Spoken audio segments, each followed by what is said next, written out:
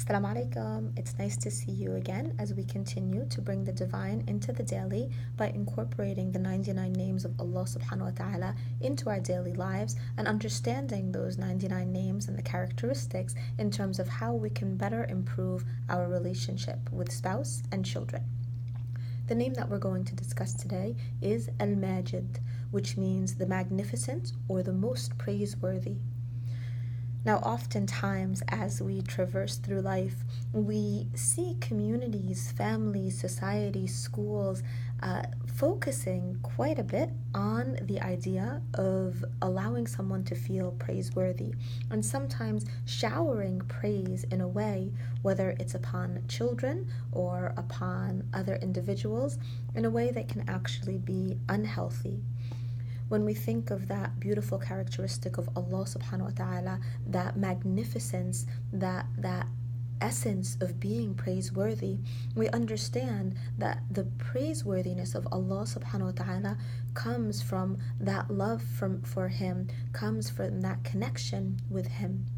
Yet many times today we'll see that a child who may not listen to the teacher or may speak back or may act in a way that is not really in accordance with adab, with etiquette and character and manners, that child may be praised as someone who is speaking his voice. That child may be praised as magnificent for being able to find his voice. And yet in reality, that praise is not being endowed in a way that is helpful to the child. We see this type of false praise also occurring among colleagues, among co-workers, among employees as they're speaking to a boss possibly.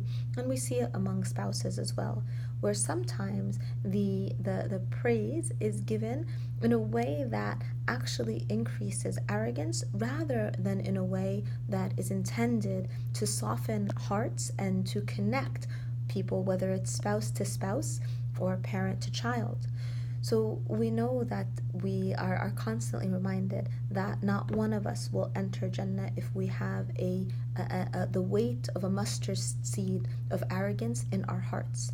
And yet where does that arrogance come from?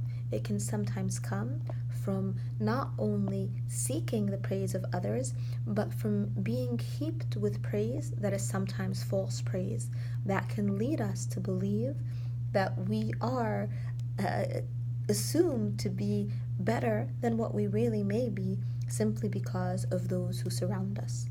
So in raising our families and raising our children, we do want to be aware of the pitfalls of false praise. That doesn't mean that we should not praise our children. That doesn't mean that we should not praise our spouses.